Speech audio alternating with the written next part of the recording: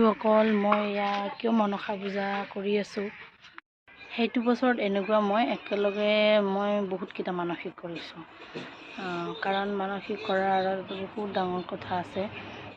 ৰাতি যেতিয়া এই বিছনাখনত অকলে অকলে শুই থাকোঁ মনত তেতিয়া বহুত দুখ লাগিছিলে, এনেকুৱা হৈছিলে। গুড মৰ্নিং ফ্ৰেণ্ডছ, কি খবৰ আপোনালোকৰ? আশা কৰোঁ সকলো ভালে আছে আৰু বৰ্তমান মই ভালে আছোঁ। আজি হৈছে নাগ পঞ্চমী পূজা, গতিকে আজি মই পূজাৰ ভ্লগো কৰি আছোঁ, লগতে মোৰ জীৱনৰ বহুত ডাঙৰ কথা আজি আপোনাৰ লগত এই ভিডিঅ'ত শ্বেয়াৰ কৰিছোঁ। পুৱা জল্দি উঠোঁ যিহেতু ডেইলিয়ে, গতিকে উঠি টিউশ্যন শেষ হৈ গ'ল, এতিয়া টিউশ্যন কৰিলোঁ। আজি অলপ জল্দিও ছুটি দিয়া হৈছে যিহেতু আজি মনসা পূজা, গতিকে এইটো কাৰণে মোৰ ঘৰত পূজা নহয়, একচুৱেলি মোৰ ঘৰত নকৰোঁ, মই বেলেগত কৰিম, গতিকে আপোনালোকে ভিডিঅ'টো চাই থাকিব। ইফালে চাওক আমাৰ মইনা কলিজা শুই আছে। মই জল্দি আজি কামবিলাক কৰি লওঁ, কিয়নো যিহেতু পূজা, আজি সোনকালে ব্ৰাহ্মণো আহিব, গতিকে সেইকাৰণে মই ফটাফট যিবিলাক ঘৰৰ কাম সেইবিলাক কৰি লওঁ আৰু উপাসো থাকিম যিহেতু পূজা কৰিম। আৰু একো খোৱা লোৱা এতিয়া বৰ্তমান নহয়, বাবু উঠিলে তাক খুৱাই দিম।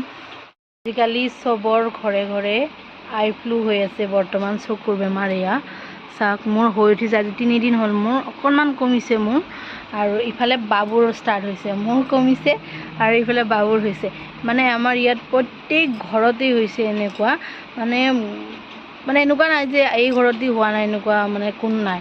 গতিকে আমাৰ ইমান দিন হোৱা নাছিলে, কিন্তু পিছত আমাৰো হ'ল এতিয়া ফাইনেলি। তাৰপিছত ইফালে বাবুৰো হৈছে, বাবুৰ এটা চকু পূৰা এনেকৈ ফুলি আছে একদম, তাৰ এটা চকু। গতিকে আপোনালোকক পিছত বাৰু মই অকণমান দেখুৱাই দিম, দেখাই পাব আপোনালোকে যেতিয়া তাক ভিডিঅ'ত। অকল মই গা পা ধুই আহি পূজা দি ল'লোঁ। এতিয়া মই মনসা পূজাৰ যিবিলাক ফল মূল আছে তেওঁলোকৰ ঘৰলৈ এইবিলাক মই এতিয়া লৈ যাম, দি আহিম আৰু এতিয়া পিছত যিহেতু কটাকটি হ'ব, সেইকাৰণে এতিয়া মই খালী ফল মূলখিনি তেওঁলোকক গতাই আহোঁগৈ, পিছত আকৌ মই কানি কাপোৰ পিন্ধি যাম। আমাৰ ঘৰৰ নিত্য পূজা হৈ গ'ল, ইফালে মন্দিৰতো দিছোঁ, কালী মন্দিৰত, আৰু ইফালে এইবিলাক ফল মূল মই ৰেডি কৰিছোঁ পূজাত নিবৰ কাৰণে।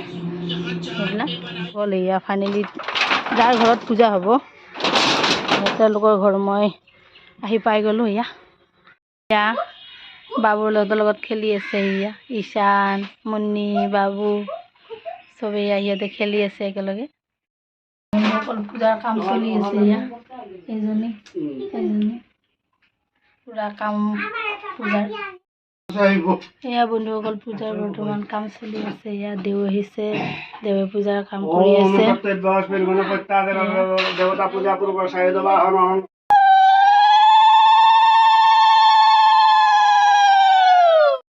বন্ধুসকল বাটা দি আহি আছোঁ ঘৰলৈকে, শৰাইখন দি, বাটা বুলি কয় বেংগলী দিয়াত, গতিকে সেইকাৰণে আমাৰ যিটো শৰাই বুলি কওঁ।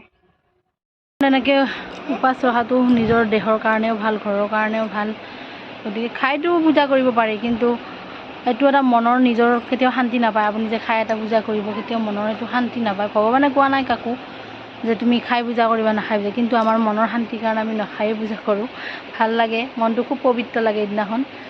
আৰু এইফালে বাবুক মই অকণমান কিবা খুৱাই লওঁ, তাৰ যিটো খুব ভোক লাগিছে, এতিয়া 10:30 বাজি গৈছে। বামন যিহেতু জল্দিয়েই আহিছে, খুব ভাল হৈছে এইটো কাৰণে, কাৰণ দিনবিলাক দীঘল, ভোকো লাগে, কাৰণ হয়তো মিনিমাম 11-12 বজাত পূজা শেষ হৈ যাব, তেতিয়া কিবা খাব পাৰিম অন্ততঃ পূজা শেষ হোৱাৰ পিছত। সেইকাৰণে খুব ভাল হৈছে। যদি আবেলিলৈকে থাকিব লাগিলে হয় অৱস্থা আৰু বেয়া হ'ল হয়, কাৰণ যিহেতু গৰম বেছি, তাতে দিন দীঘল, আৰু এনেকৈ ভোকত থকাটো নিজকে কিবা আৰু লাগে, আৰু কি কষ্ট লাগে, কাৰণ কেতিয়াও নাখাই যিহেতু নাথাকোঁ, সেয়াই আৰু। অকল ফাইনেলি মই শাৰী পিন্ধি ৰেডি হৈ গ'লোঁ। বহুত দিনৰ মূৰত শাৰী পিন্ধিছোঁ, আৰু কেতিয়া পিন্ধিছিলোঁ মনত নাই, আৰু মই হয়তো আমাৰ পূজাত পিন্ধিছিলোঁ লাষ্ট। এনেই শ্বৰ্ট ভিডিঅ' বনোৱাৰ কাৰণে পিন্ধোঁ বাৰু, চাদৰ মেখেলা বা কেতিয়াবা শাৰী এনেই পিন্ধোঁ, কিন্তু এনেই ধৰা কোনো অকেজনছ লৈ এইটো আমাৰ নাৰায়ণ পূজাতে পিন্ধিছিলোঁ। আৰু সেই শাৰী লুকটো কেনেকুৱা লাগিছে জনাব। এতিয়া মই পূজাত যাওঁগৈ, লগত কথা কৈ যাওঁগৈ এতিয়া পূজালৈকে। দৰ্জাখন জপাই থৈ যাওঁ, যিহেতু ঘৰত আৰু কোনো নাই। বাবু তাৰ আইতাকৰ লগত গৈছে, তাক পঠাই দিছোঁ। ইফালে মই ৰেডি হৈছোঁ যিহেতু, সেইটো কাৰণে। বন্ধুসকল এইখন মই গামোচা লৈ লৈছোঁ, যিহেতু আমাৰ অসমীয়া মানুহৰ পূজা পাৰ্বণ কিবা হ'লেতো গামোচাখন লাগে, সেইকাৰণে ময়ো যিহেতু এইখন গামোচা লৈ লৈছোঁ, আৰু পূজাত যিহেতু লৈ ল'ম, নহ'লে মাথাত লৈ ল'ম। বন্ধুসকল আপোনালোকক আৰু এটা কথা কওঁ, ফাইনেলি আমাৰ এই ৰাস্তাটো এতিয়া হ'ব। মানে বহুত দিনৰ অপেক্ষাত ফাইনেলি ৰাস্তাটো এতিয়া মানে পকাৰ হ'ব আৰু কি ব্লক দি বনাব। এতিয়া এই দুদিন কাম কৰিছিলে, প্ৰায় মাটি চাটি পেলাই পূৰা ৰুলাৰ JCB আনি পেলাই চব কাম কৰি আছিলে। আজি অহা নাই চাগে, কৰা নাই আজি কাম। আৰু ফাইনেলি হ'ব আৰু ৰাস্তাটো ভাল। যিয়ে ন ৰাস্তা ঘাট ভাল নহ'লে ভাল নালাগে ন, গতিকে ৰাস্তা ঘাট ভাল হ'লে ভাল লাগিব ফাইনেলি। সেয়াই আৰু এয়া ৰুলাৰখন ইয়াতে ৰাখি থৈছে। আৰু এতিয়া এয়া মই আহি পাই গ'লোঁ আকৌ পূজাৰ ঘৰত। অকল ইফালে মই কিয় মনসা পূজা কৰিছোঁ এইবাৰ, সেইটো আপোনালোকক মই পিছত জনাম, এই ভিডিঅ'তে জনাম আপোনালোকক। ধুনীয়াকৈ ঘৰত গৈ মানে বহি লৈ ক'ম মই। এতিয়া বাৰু পূজা চলি আছে, এতিয়া নকওঁ। মাৰ নামত মই এইবাৰ কিয় পূজা কৰিছোঁ, তো বহুত গোপন ৰহস্য আছে। মানে সেইটো এতিয়া ধৰা হ'ল জানে আৰু মই কোৱাৰ কাৰণে, কিন্তু বাকী আগতে কোনেও নাজানিছিলে। সেইটো এটা মোৰ মানসিক পূজা হয়, গতিকে মই এইবাৰ কৰিছোঁ। গতিকে এই আৰু আপোনালোকক পিছত মই জনাই দিম। বন্ধুসকল দেউৱে এয়া যজ্ঞৰ কাৰণে ৰেডি কৰি আছে। বন্ধুসকল আজি এওঁলোকৰ ঘৰতে পূজা হৈ আছে আৰু এওঁলোকৰ ঘৰতে বৰ্তমান পূজা কৰিছোঁ মই এইবাৰ। এয়া আৰু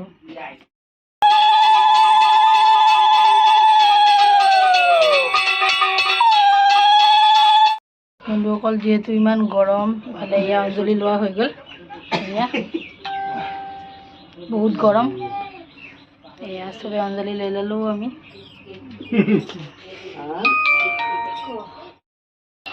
বন্ধুসকল এতিয়া মা যাব, এয়া মা মানে চাৰ ফল আৰু গাখীৰ উটাই দিবৰ কাৰণে, যিহেতু এইটো উটাই দিয়া নিয়ম আছে, সেইটো কাৰণে এতিয়া এয়া মায়ে লৈ যাব। যিহেতু ইয়াত নদী নাই, গতিকে পুখুৰীতে উঠাব লাগিব, সেইকাৰণে আপোনালোকক অলপ দেখুৱাই দিম বাৰু। এয়া মায়ে দুধ আৰু কল লৈ গৈ আছে, পুখুৰীতে দি দিম উটুৱাই, যিহেতু ইয়াতে নদী নাই। বন্ধুসকল মই কেতিয়াও এই গাঁৱৰ মাজেৰে অহা নাই, বিয়া হ'ব আজি 5 বছৰ হ'ল, কিন্তু মানে এনেকৈ ভিতৰত মই গাঁৱত কেতিয়াও অহা নাই। পূজা পাৰ্বণ হ'লে মানে মায়ে আহে বেছিভাগ, মই ইমান নাহোঁ, কেতিয়াবা আহোঁ, কিন্তু ইফালে অহা নাছিলোঁ আমাৰ গাঁৱৰ ফালে। আজি আহিছোঁ। এয়া চাওঁ, গাঁৱৰ পিছফালে এয়া খেতি পথাৰ, এইবিলাক আমাৰতো বাৰু নাই মাটি, আমাৰ খেতিও নাই, কিন্তু এইফালে চাই কিমান ধুনীয়া লাগে, সেউজীয়া সেউজীয়া পথাৰ। কি ধুনীয়া পৰিৱেশ, ইমান ধুনীয়া ঠাণ্ডা, কি ভাল লাগে ইয়াতে। ভাল লাগিছে তোমাৰ? তাৰ ভাল লাগিছে ইয়াতে আহি। এয়া এতিয়া মায়ে দুধ আৰু কল এতিয়া উটুৱাই দিব মাৰ নামত, যিহেতু নাগ পঞ্চমীৰ মেইন দুধ আৰু কলেই দিব লাগে, সেইটো কাৰণে।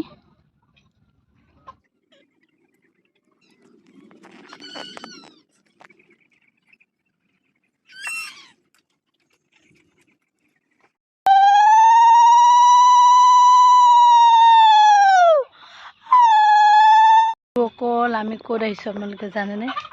এখনো এখন আছে ঘৰ, মানে ইয়াত ভাইটি থাকে, ইয়াত ফাৰ্ম আছে। এয়া কুকুৰা চৰাই চিঞৰি আছে। এয়া মই কেতিয়াবা বাৰু ফাৰ্মখন আপোনালোকে এনেই দেখুৱাই দিম বাৰু, এতিয়া বাৰু নেদেখুৱাওঁ, যিহেতু ভিডিঅ'টো বেছি দীঘল হৈ যাব, সেইকাৰণে বেলেগ দিনা আপোনালোকক দেখুৱাম সি কোন প্ৰচেছত সি মানে এই মুৰ্গীৰ ফাৰ্ম, এখন লোকেল মুৰ্গীৰ ফাৰ্ম হয়। এতিয়া ইয়াৰ পৰা আকৌ যাওঁগৈ ঘৰলৈকে, প্ৰসাদ খাই লওঁগৈ, যিহেতু খুব ভোক লাগিছে। এতিয়া 12টা বাজি গ'ল, কিন্তু এটা কথা ভাল যে পূজা জল্দি শেষ হৈ গৈছে। গৰমত অৱস্থা একদম বেয়া হৈ গৈছে, কি গৰম, যিহেতু ইফালে উপাস আছিলোঁ যে, যিয়ে নহওক পূজাটো জল্দি শেষ হৈছে। তাৰপিছত এয়া প্ৰসাদ খাম, এতিয়া প্ৰসাদটো খাই লওঁ, পূজা কৰা হৈ গ'ল। আপোনালোকে আকৌ পিছত লগ পাই আছোঁ, আপোনালোকে ভিডিঅ'টো চাই থাকিব শেষলৈকে। আমি পূজাৰ প্ৰসাদ খোৱা হৈ গ'ল, আমাৰ খিচৰিও খালোঁ, লগতে ফল প্ৰসাদো খালোঁ। খাই মেলি এতিয়া ঘৰলৈ যাওঁ, যিহেতু পূজা শেষ হৈ গ'ল। এতিয়া আকৌ কণ্টিনিউ ভিডিঅ' থাকিব, আপোনালোকে চাই থাকিব, আৰু কিবা কিবি আছে। সকল এতিয়া যেহেতু ৰাতি হৈ গ'ল, এতিয়া মই ভাত বনাম। এয়া পটল আৰু ভাতকেৰেলা কাটিছোঁ, আৰু ইফালে এয়া আলু আৰু বিলাহী কাটিছোঁ। পনীৰ বনাম, পনীৰ আছে। এয়া যিহেতু আজি নিৰামিষ খাইছোঁ পূজাৰ কাৰণে, যোৱাকালিও বৃহস্পতিবাৰ আমি নিৰামিষ খাওঁ, আজিও নিৰামিষ খাইছোঁ যিহেতু, গতিকে পনীৰে বিলাহী আলু এটা তৰকাৰী বনাম, আৰু ইফালে এয়া পটল আলু ভাজি কৰিম, কি বুলি কয়, ভাতকেৰেলা আৰু পটল ভাজি কৰিম। মই তেল বহাই দিছোঁ, তেলটো অকণমান গৰম হোৱাৰ পিছত আৰু এতিয়া লাহে লাহে বনাই থাকোঁ। আৰু যিহেতু দিনত আৰু মানে ভাত খাইছোঁ, খালি আলু পিটিকা আৰু ভাত খাইছোঁ, যিহেতু গৰম আছিলে, প্ৰচুৰ খিচুৰিও খাইছোঁ, গতিকে সেইকাৰণে দিনত বিশেষ একো বনোৱা হোৱা নাই। এই আৰু এনেকেই খাইছোঁ দিনত। এয়া মই ভাতকেৰেলাখিনি আগতে ভাজি লওঁ, কিয়নো বাবুক আগতে ভাত খুৱাই ল'ব লাগিব, কাৰণ সিয়াক মানে দিনতো আলু পিটিকা ভাতেই খুৱাইছোঁ, যিহেতু নিৰামিষ আৰু একো বনোৱা হোৱা নাই। আৰু ইফালে এতিয়া মই ভাতকেৰেলা ভাজি আৰু পনীৰ ভাজি কৰিলে এনেকৈ তাক ভাত খুৱাই দিম। দালি আৰু বনোৱা হোৱা নাই, কিন্তু তাক মই ডেইলি দালি দিওঁৱেই, কিন্তু যিহেতু মুগ দাইল গৰমো বেছি, পেটৰ অপকাৰ হ'ব পাৰে বুলি নিদিওঁ মই তাক। আমাৰ বাবু আমাৰ লগত নিৰামিষ খাব লগা হৈছে। সিও এতিয়া সৰুৰ পৰাই শিকিলে, ডাঙৰ হ'লে তেতিয়াহে খাব পাৰিব, নহয় জানো? এনেকুৱা নহয় যে তাক আমি অৱহেলা কৰি খুৱাইছোঁ, এনেকুৱা নহয়। মানে যিহেতু আমি যিটো বৃহস্পতিবাৰটো ব্যৱহাৰ নকৰোঁ, তাক যি থাকে আৰু এনেকৈ দাইলটো খালি নিদিওঁ, কেতিয়াবা দিওঁ মুগ দাইলটো, গৰম যিহেতু প্ৰচুৰ গৰম এতিয়া, গতিকে এই গৰমত যদি খায় তাৰ পেটৰ প্ৰব্লেম হ'ব পাৰে, গতিকে সেইকাৰণে মই নিদিওঁ। ইফালে এয়া মই পনীৰখিনি ভাজি ল'লোঁ, আৰু ইফালে এয়া ভাতকেৰেলা আৰু পটল ভাজি হৈ গ'ল। ভাতকেৰেলাখিনি বেছি লাল হৈ গ'ল, জুই বেছি আছিলে। আৰু ইফালে এয়া আলু বহাইছোঁ, পনীৰ তৰকাৰীটো বনাই ল'ম। এয়া মিক্সাৰত এইবিলাক দি দিছোঁ, টমেটো, আদা, কেঁচা জলকীয়া, অকণমান জলকীয়াৰ গুড়ি, জিৰা আৰু হালধি গুড়ি দি একেলগে পেষ্ট কৰিম। এয়া তাৰপিছত এনেকৈ বনাই ল'ম, আৰু বনাই লৈ খাম। আৰু বন্ধুসকল, ফাইনেলি এতিয়া ৰন্ধা বঢ়া কৰি মই আহি গ'লোঁ ৰুমলৈকে। ৰন্ধা বঢ়া হৈ গ'ল, খোৱা নাই কিন্তু, খাম অকণমান পিছত। প্ৰচুৰ গৰম, আৰু ফেনটো বৰ্তমান বন্ধ কৰি ৰখা হৈছে, যিহেতু ভইচটো ক্লিয়াৰ নহ'বও পাৰে ফেনৰ আৱাজৰ কাৰণে। সেইকাৰণে মই অকণমান সময় ফেনটো বন্ধ কৰি ৰাখি আপোনালোকক কথাখিনি কৈ দিওঁ। আজি যে মই মনসা পূজা কৰিলোঁ, কিয় কৰিলোঁ আপোনালোকক যিহেতু কোৱা হোৱা নাই, দিনত আৰু কোৱা নাই, গতিকে এতিয়াই মই কথাখিনি আপোনালোকক ধুনীয়াকৈ কৈ দিওঁ। মই যে মনসা পূজা কৰিছোঁ, ইয়াৰ এটা ডাঙৰ ৰহস্য লুকাই আছে। আজি ইমান গৰম দিছে, গতিকে কি কৰোঁ চাওক, গৰমত কেনেকৈ ভিজি গৈ আছোঁ। আৰু আপোনালোকক কথাখিনি জল্দি কৈ দিওঁ। মোৰ এটা মানসিক পূজা, আজি এইটো মনসা পূজাৰ যিহেতু মই যে কৰিছোঁ, আৰু মনসা পূজাৰ মূৰ্তিটো ময়ে দিছোঁ। দিয়াৰ কাৰণ হ'ল, বাবু যেতিয়া মানে হোৱা নাছিল, তাৰ আগতেই মই মানসিক কৰিছিলোঁ, যদি মোৰ মানে বেবী হয়, তেতিয়া মই মূৰ্তিটো দিম সেইটো বছৰতে। আৰু সেইটো বছৰত এনেকুৱা মই একেলগে বহুতকেইটা মানসিক কৰিছোঁ, কাৰণ মানসিক কৰাৰ আঁৰত বহুত ডাঙৰ কথা আছে। কিয়নো মানে প্ৰথম যেতিয়া মই বেবী কনচেপ্ট হৈছিলে মোৰ বিয়াৰ 6 মাহ পিছত, তেতিয়া মানে কি হৈছিলে, মোৰ মানে 3 মাহৰ পিছত মোৰ বেবীটো নষ্ট হৈ যায়। তো তাৰপিছত মই মানে কি ক'ম আৰু, নিজৰ বহুত বেয়া লাগিছিল। তেতিয়াতো ইমান বয়সো নাছিলে মোৰ, তেতিয়া মই 22 বছৰত বিয়া হৈছোঁ। তেতিয়া বাৰু প্ৰথম যি হ'ল, তাৰপিছত গ'ল, আৰু তেনেকৈ সময়খিনি গ'ল। তাৰপিছত লাহে লাহে মানে কি হ'ল, মানে মনৰ এটা মানে দুখ আহিব লাগিলে, যে মই অকলে বিচনা এখনত শুই থাকোঁ। মোৰ এটা বেবীৰ এতিয়া খুব প্ৰয়োজন, কাৰণ যিহেতু হাজবেণ্ড ঘৰত নাথাকে, তেওঁ চাকৰি সূত্ৰে যিহেতু তেওঁ বাহিৰত থাকে, আৰু তেওঁ চাকৰি বাহিৰতেই, কাৰণ বৰ্তমান য'ত থাকে তেওঁ, তেতিয়া মানে মই তেতিয়া যোৱা নাছিলোঁ, বা তেতিয়া থাকিব পৰা পৰিস্থিতিও নাছিলে, তেওঁ য'ত পোষ্টিং আছিলে, সেইটো কাৰণে। আৰু মই তাতে যে যাম, থাকিম, মানে তেনেকুৱা পৰিৱেশ নাছিলে। যিহেতু পাপাক বহুত দিনৰ মূৰত ছুটি আহে, মোৰ হাজবেণ্ড, বাবুৰ পাপা, গতিকে যেতিয়া মই মানে বেবী কনচেপ্ট হোৱা নাছিলে, তেওঁ এটা আশা, ইমান দিনৰ মূৰত ঘৰত আহে, তো তাৰ বেবীয়ে থাকিব, ল'ব।